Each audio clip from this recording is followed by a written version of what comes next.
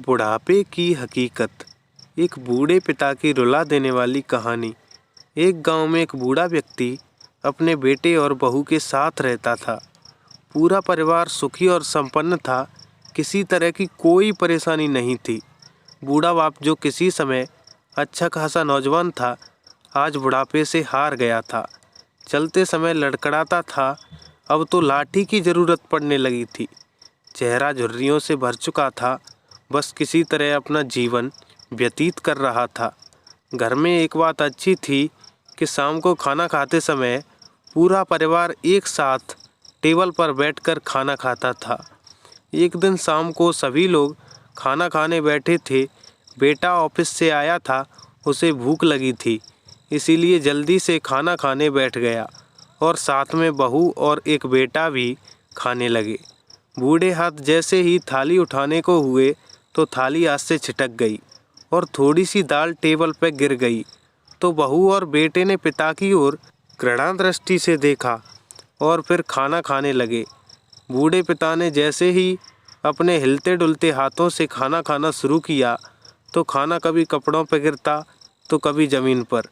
बहू ने चिढ़ते हुए कहा, हे भगवान, कितनी गंदी तरह से खाते हैं। मन तो करता है कि इनकी थाली अलग कोने में लगवा दूं। बेटे ने भी ऐसे सिर हिलाया जैसे पत्नी की बात से सहमत हो। नन्हा पोता ये सब मासूमियत से देख रहा था। अगले दिन बूढ़े पिता की थाली उस टेबल से हटाकर एक कोने में लगवा दी गई। पिता की डबडबाती आंखें सब कुछ देखते हुए भी कुछ नहीं बोल पा रही थीं।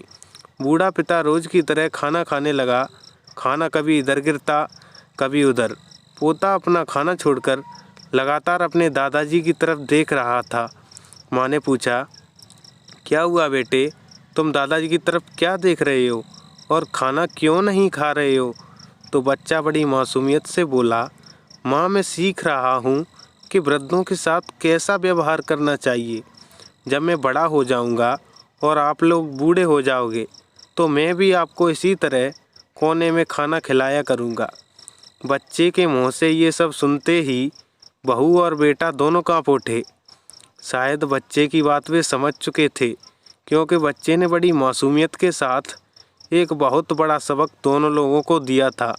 बेटे और बहू को ये बात अच्छी तरह समझ आ गई थी कि आज जो वे बूढ़े पिता के साथ कर रहे हैं, कल उनके साथ भी ऐसा ही होगा। बेटे ने जल्दी से आगे बढ़कर पिता को उठाया और वापस टेबल पर खाने के लिए बिठाया, और बहू भी भागकर पानी का गिलास ले आई ताकि पिताजी को कोई तकलीफ़ ना हो। आशा करता हूँ कि यह कहानी आप लोगों को पसंद आई होगी। कहानी पसंद आई हो तो लाइक, शेयर और सब्सक्राइब ज़रूर करें, और इस कहानी पर आपकी क्या राय है हमें कमेंट करके ज़रूर बताएं।